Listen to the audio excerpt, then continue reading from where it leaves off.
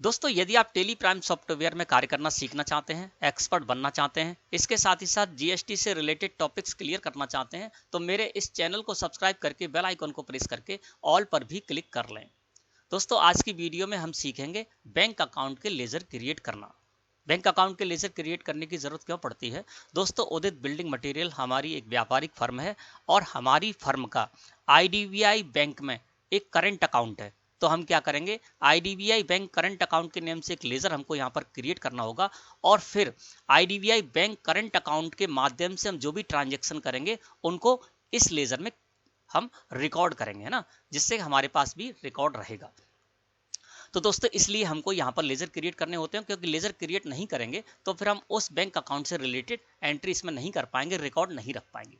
अब लेजर कैसे क्रिएट करना है बैंक के, तो चलिए आपको बताते हैं। गेटवे ऑफ टेली मुख्य मेन्यू है दोस्तों, और यहाँ से हमको बैंक के लेजर क्रिएट करना है तो क्रिएट को सिलेक्ट करके एंटर प्रेस करना होगा। जैसे ही आप क्रिएट को सिलेक्ट करके एंटर प्रेस करेंगे आप आ जाएंगे दोस्तों मास्टर क्रिएशन में। और मास्टर क्रिएशन में जब आप आएंगे तो यहाँ पर अकाउंटिंग मास्टर्स में आपको लिखा हुआ मिलेगा लेजर, है ना। तो आपको क्या करना है, लेजर को सिलेक्ट करके और एंटर प्रेस कर देना है। जैसे ही आप लेजर को सिलेक्ट करके एंटर प्रेस करेंगे आप आ जाएंगे लेजर क्रिएशन में। लेजर क्रिएशन में हम आ गए और इसी जगह पर हम बैंक से रिलेटेड जो भी लेजर क्रिएट करेंगे वो यहीं से करेंगे, है ना। तो सबसे पहले मैं ये मान के चलता हूं उदित बिल्डिंग मटेरियल हमारी फर्म है और इसका आईडीबीआई बैंक में करंट अकाउंट है। तो हम क्या करेंगे, यहां पर आईडीबीआई बैंक करंट अकाउंट लिख देंगे, ठीक है ना। अब मैंने यहाँ पर लिख दिया आईडीबीआई बैंक करंट अकाउंट। तो आपका जो भी करंट अकाउंट होगा आप नेम में उस बैंक का नेम डाल देंगे और साथ में लिख देंगे करंट अकाउंट, जिससे आपको पता चल जाए कि ये करंट अकाउंट है, ठीक है ना। तो नेम में मैंने डाल दिया आईडीबीआई बैंक करंट अकाउंट और एंटर प्रेस किया। जैसे ही मैंने एंटर प्रेस किया हमारा कर्सर आ गया अंडर में, और जैसे ही अंडर में कर्सर आया तो साइड में लिस्ट ऑफ ग्रुप्स खोलकर आ गई। अब यहाँ हमसे पूछा जा रहा है कि आईडीबीआई बैंक करंट अकाउंट का जो हम लेजर क्रिएट करने जा रहे हैं वो किस ग्रुप के अंडर में रहेगा। तो दोस्तों जब भी आप करंट अकाउंट का लेजर क्रिएट करने जाएं तो ये ग्रुप रहेगा दोस्तों बैंक अकाउंट, है ना। तो यहाँ पर लिस्ट ऑफ ग्रुप्स में से मैंने बैंक अकाउंट को सिलेक्ट करके एंटर प्रेस कर लिया। बैंक अकाउंट के नीचे आपको लिखा हुआ मिलेगा करंट असेट्स, है ना। तो ये हमारे लिए असेट्स होता है, इसमें जो पैसा होता है वो, है ना। तो मैंने नेम में डाल दिया आईडीबीआई बैंक करंट अकाउंट और अंडर रख दिया इसको बैंक अकाउंट के। अब जैसे ही मैंने एंटर प्रेस किया तो देखिए हम आ गए बैंक अकाउंट डिटेल्स में। बैंक अकाउंट डिटेल्स में अकाउंट होल्डर्स नेम में by default Udit building material आ गया, है ना। तो इसको यदि आप कुछ और नाम रखना चाहते हैं तो आप रख सकते हैं, वैसे ये फर्म के नेम से ही होता है, तो इसीलिए यहाँ पर अकाउंट होल्डर्स नेम से मैं उदित बिल्डिंग मटेरियल ही रहने दूंगा और मैंने एंटर प्रेस कर दिया। अब हमारा कर्सर आ गया अकाउंट नंबर में। तो जो आईडीबीआई बैंक में हमारा करंट अकाउंट है उसका अकाउंट नंबर हमको इस जगह पर डालना है, तो मैं वो अकाउंट नंबर यहाँ पर डाल देता हूँ। मैंने डाल दिया, है ना, एंटर प्रेस किया। अब हमारा कर्सर है आईएफएस कोड में। तो आईएफएस कोड में हमारा जो बैंक अकाउंट है आईडीबीआई बैंक में, तो आईडीबीआई बैंक का यहाँ पर जो ब्रांच है इसका एक आईएफएस कोड होगा ना, तो आप यहाँ पर आईएफएस कोड डाल दे। मैं यहाँ पर डाल देता हूँ आईएफएस कोड, ठीक है ना, और मैंने एंटर प्रेस कर दिया। हमारा कर्सर आ गया स्विफ्ट कोड। यदि आपको स्विफ्ट कोड डालना है तो आप अपने बैंक से स्विफ्ट कोड लेकर और यहाँ पर डाल सकते हैं। अब मैंने एंटर प्रेस किया, एंटर प्रेस किया तो देखिए बैंक नेम में हमारा कर्सर नहीं आया। मैंने बैक की प्रेस की और मैं आ गया इस जगह पर। देखिए बैंक नेम में जैसे ही मेरा कर्सर आया तो यहाँ पर नॉट एप्लीकेबल लिखकर आ गया, और साइड में देखें तो लिस्ट ऑफ बैंक्स में भी नॉट एप्लीकेबल आ गया। इसका मतलब ये है दोस्तों कि यहाँ पर मैं यदि आईडीबीआई बैंक डालने की कोशिश करूंगा, लिखने की कोशिश करूंगा, तो यहाँ पर एरर आ जाएगा। उसका कारण ये है कि मैं एजुकेशनल वर्जन यूज कर रहा हूँ टेली प्राइम सॉफ्टवेयर का, इस वजह से लिस्ट ऑफ बैंक्स में यहाँ पर कोई भी बैंक के नेम नहीं आ रहे। जब आप लाइसेंस वर्जन इसका यूज करेंगे तो यहाँ पर बैंक नेम में जैसे ही कर्सर आएगा तो लिस्ट ऑफ बैंक्स में यहाँ पर बैंक के नेम भी आ जाएंगे और उन्हीं में से आप आईडीबीआई बैंक यहाँ पर सिलेक्ट कर पाएंगे ना। तो इसको मैं ऐसे ही छोड़ देता हूँ, और वैसे भी मैंने नेम में नेम डाल ही दिया आईडीबीआई बैंक करंट अकाउंट, तो इससे पता चल जाएगा कि आईडीबीआई बैंक में हमारा करंट अकाउंट है। ब्रांच में हमारा कर्सर है तो एक ही शहर में आपकी एक बैंक के कई ब्रांच हो सकती हैं, तो यहाँ पर आप ब्रांच नेम भी डाल सकते हैं। मैं यहाँ पर डाल देता हूँ ब्रांच नेम,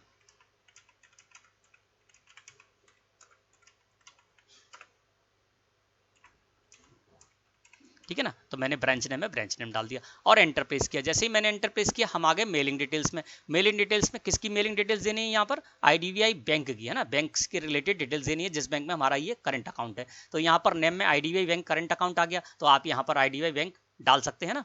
और इस आईडीबीआई बैंक का यहाँ पर आपको एड्रेस डालना है, तो मैं यहाँ पर एड्रेस डाल देता हूँ कहाँ पर ये स्थित है ना।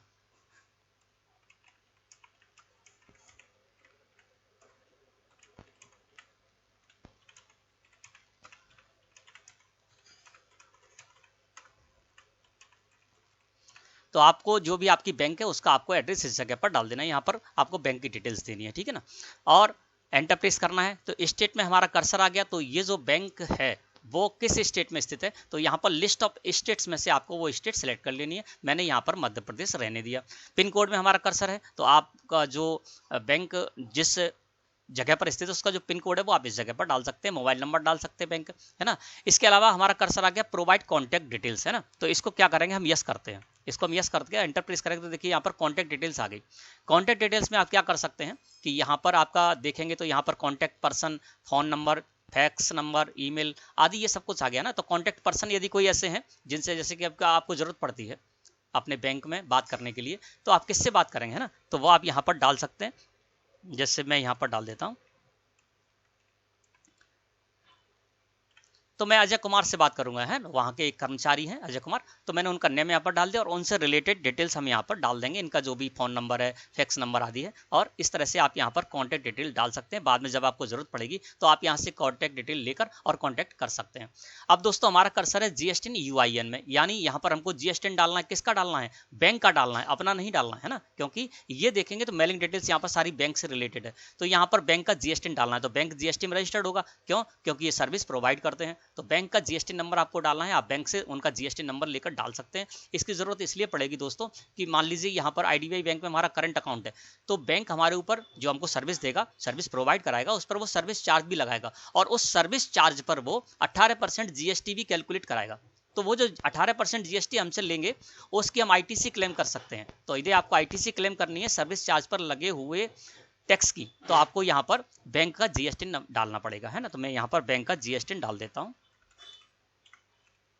ठीक है ना। ये मैंने डुप्लीकेट ऐसे ही डाल दिया है, आप कुछ भी डाल सकते हैं, इससे आपका काम चल जाएगा ना।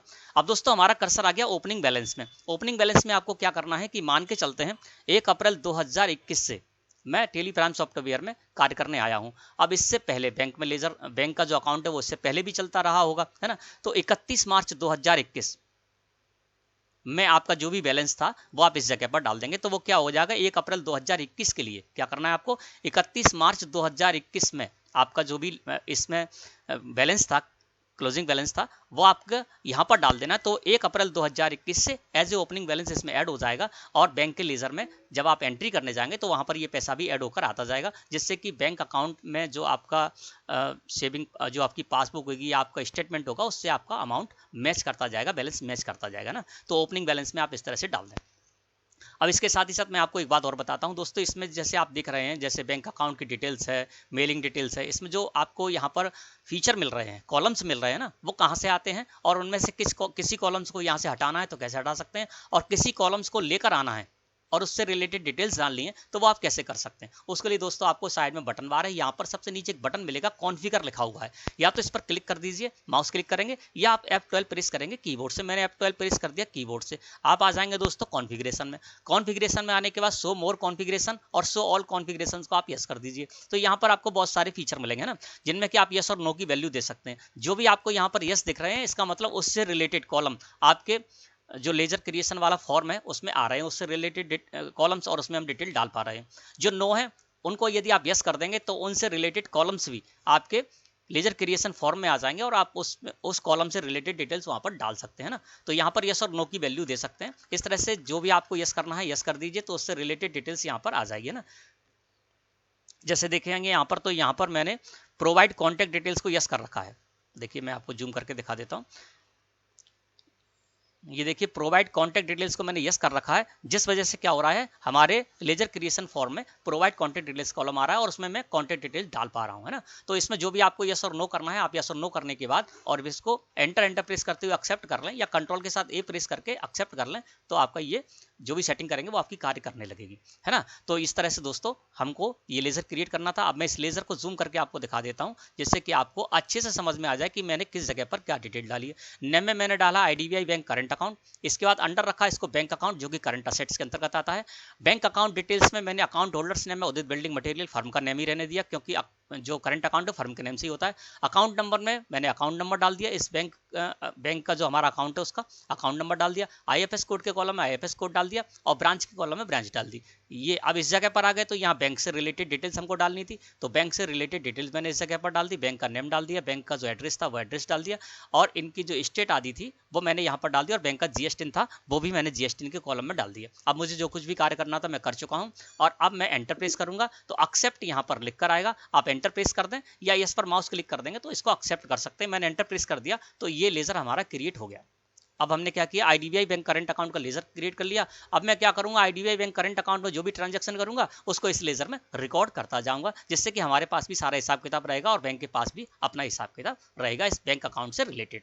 अब दूसरा मान के चलते हैं उदित बिल्डिंग मटेरियल है और इसका हमारे स्टेट बैंक ऑफ इंडिया में लिमिट अकाउंट भी है, तो हम यहाँ पर डाल देते हैं स्टेट बैंक ऑफ इंडिया, ठीक है ना, और इस जगह पर लिख देते हैं लिमिट अकाउंट, ठीक है ना। तो यहाँ पर लिमिट अकाउंट हम बनाने जा रहे हैं, तो नेम में मैंने डाल दिया state bank of India limit account, है ना, अंडर। अब दोस्तों मैंने एंटर प्रेस किया तो हमारा कर्सर फिर से अंडर में आ गया। अंडर में आने के बाद हमसे पूछा जा रहा है कि state bank of India limit account का जो आप लेजर क्रिएट करने जा रहे हो वो किस ग्रुप के अंडर में रहेगा। तो लिमिट अकाउंट का जब भी आप लेजर क्रिएट करने जाएं दोस्तों, तो या तो आपका ये बैंक ओसीसी अकाउंट में रहेगा या फिर बैंक ओडी अकाउंट में रहेगा। यहाँ पर हम बैंक ओडी अकाउंट को सिलेक्ट करके और एंटर प्रेस कर देते हैं, यानी अंडर मैंने रखा है इसको बैंक ओडी अकाउंट, जो कि लॉन्च लायबिलिटी के अंतर्गत आता है ना। बैंक ओसीसी अगर आप करेंगे सिलेक्ट तो भी यही आएगा। जैसे मैं यहाँ पर बैंक ओसीसी अकाउंट कर देता हूं, एंटर प्रेस करता हूं तो बैंक ओडी अकाउंट ही आएगा ना। तो यहां पर दोस्तों जब भी आप लिमिट अकाउंट का लेजर क्रिएट करने जाएं तो अंडर रखें उसको बैंक ओडी अकाउंट के अंतर्गत, ठीक है ना। अब दोस्तों यहां पर आपने जो लिमिट करा रखी है वो कितने रुपए की, यानी उसकी लिमिट कितनी है, तो उसको यदि आप डालना चाहते हैं तो साइड में बटन बार है, इस जगह पर आए और यहाँ पर मोर डिटेल्स आपको एक फीचर्स होगा ना बटन, मोर डिटेल्स पर आपको क्लिक कर देनी है। मोर डिटेल्स पर क्लिक करने के बाद यहाँ पर आपको ऊपर मिलेगा लिखा हुआ शो मोर, शो मोर पर कर दीजिए आप क्लिक। जैसे आप शो मोर पर क्लिक करेंगे तो यहाँ पर कुछ फीचर आपको मिलेंगे, है ना। तो देखिए मैंने शो मोर कर दिया, मोर डिटेल्स में हम आ गए, और इस जगह दोस्तों आपको आना है बैंकिंग डिटेल्स के अंतर्गत बैंकिंग कॉन्फ़िगरेशन में, है ना। और बैंकिंग कॉन्फ़िगरेशन को सिलेक्ट करके आपको दोस्तों एंटर प्रेस कर देना है। जैसे बैंकिंग कॉन्फ़िगरेशन को सिलेक्ट करके आप एंटर प्रेस करेंगे तो यहाँ पर आप कॉन्फ़िगर कर सकते हैं अपने बैंक के लेजर को, ठीक है ना। तो यहाँ पर जब आप आएंगे तो इस जगह पर आपको एक कॉलम मिलेगा लिखा हुआ सेट ओडी लिमिट, है ना। तो कितनी लिमिट आपने सेट कर रखी है, कितनी लिमिट सैंक्शन करा रखी है वो आप इस जगह पर डाल सकते हैं। तो मैं 10 लाख रुपए मैंने सैंक्शन करा रखे हैं, लिमिट है ना, इसकी जो पावर है वो 10 लाख रुपए है, तो मैं यहाँ पर ड्राइंग पावर 10 लाख रुपए डाल देता हूँ,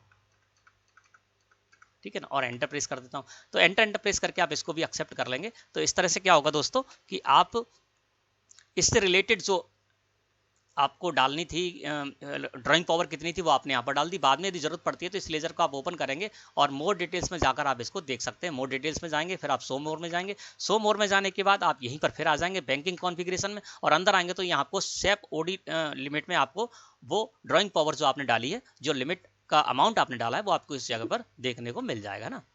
अब मैं फिर इस जगह पर आ जाता हूँ। अकाउंट नंबर में आप जो भी लिमिट अकाउंट का नंबर है वो नंबर डाल देंगे। आईएफएस कोड में स्टेट बैंक ऑफ इंडिया का जो भी आईएफएस कोड है वो आईएफएस कोड डाल देंगे, और इसी तरह से जो भी हमने जानकारी पिछले लेजर में रखी थी उसी तरह से इसमें रख लेंगे। यहाँ पर भी आप स्टेट बैंक ऑफ इंडिया का जो अकाउंट है जिस जगह पर, है ना, तो उसका एड्रेस आदि आप डाल देंगे स्टेट बैंक ऑफ इंडिया का, और इस तरह से आप यहाँ पर कर देंगे जीएसटी कॉलम में जीएसटी डाल के। और ओपनिंग बैलेंस में यदि आपका 31 जब से आप यहाँ पर शुरू कर रहे हैं काम, लेजर आपने क्रिएट किया और जब से आप इसमें रिकॉर्ड करना चाहते हैं इस लेजर से रिलेटेड ट्रांजैक्शन, तो इससे पहले का जो भी क्लोजिंग बैलेंस है वो आप एज ए ओपनिंग बैलेंस में डाल सकते हैं और इसको इस तरह से एक्सेप्ट कर लेंगे, है ना। तो हमने लिमिट अकाउंट बनाना भी सीख लिया। अब बात करते हैं दोस्तों सेविंग अकाउंट। तो उदित बिल्डिंग मटेरियल जो है उसके जो ऑनर हैं वो है उदित कुमार जैन, तो उनका सेविंग अकाउंट है, ये पर्सनल अकाउंट है ना, लेकिन इसकी भी हमको यहाँ पर जानकारी रखनी पड़ती है क्योंकि ये हमारी फर्म के ऑनर है ना। तो सेविंग अकाउंट के आपका लेजर किस तरह से क्रिएट करना है, तो यहाँ पर मैं मान के चलता हूँ आईडीबीआई बैंक अकाउंट में, आईडीबीआई बैंक में ही सेविंग अकाउंट है ना, तो यहाँ पर मैं कर देता हूँ आईडीबीआई बैंक सेविंग अकाउंट, ठीक है ना। अब ये किसका है, ये उदित कुमार जैन का है, पर्सनल अकाउंट है, लेकिन हमको इसमें भी रिकॉर्ड रखना पड़ेगा। तो यहाँ पर मैंने डाल दिया IDBI bank saving account, enter press किया। अंडर में दोस्तों इसको आपको बैंक अकाउंट के अंडर रखना है क्योंकि ये भी करंट असेट्स होता है ना। तो मैंने यहाँ पर अंडर रख दिया बैंक अकाउंट, अब बैंक अकाउंट डिटेल्स में हम आ गए हैं ना। अब यहाँ पर अकाउंट होल्डर्स नेम में आपको डाल देना है उदित कुमार जैन। क्यों? क्योंकि ये उदित कुमार जैन का पर्सनल अकाउंट है।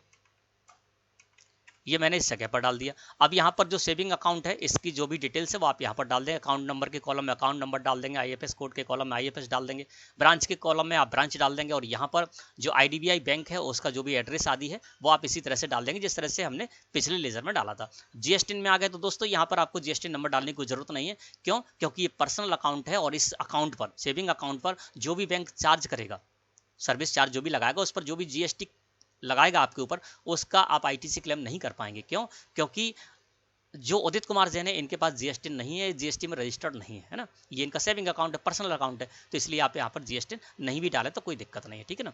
ओपनिंग बैलेंस, तो इससे पहले का, यदि जिस डेट से आप यहाँ पर आ रहे हैं, काम करना चाह रहे हैं, उससे पहले का कोई क्लोजिंग बैलेंस है उसको आप यहाँ पर ओपनिंग बैलेंस में डाल देंगे तो वो एज ए ओपनिंग बैलेंस आपके इस अकाउंट में शामिल हो जाएगा। और इस तरह से हमने इसको भी एक्सेप्ट कर लिया। दोस्तों इस तरह से आज की वीडियो में हमने जाना कि किस तरह से आपको करंट अकाउंट का लेजर क्रिएट करना है, किस तरह से लिमिट अकाउंट का लेजर क्रिएट करना है, और किस तरह से कंपनी फर्म के जो भी प्रोपराइटर है उनका सेविंग अकाउंट है तो उस सेविंग अकाउंट का लेजर आपको किस तरह से क्रिएट करना है, और उन लेजर से रिलेटेड डिटेल्स आपको किस तरह से डालनी है, क्या सेटिंग करनी है, ये सब कुछ मैंने आज की वीडियो में आपको बता दिया। वीडियो अच्छी लगे तो लाइक करें। धन्यवाद।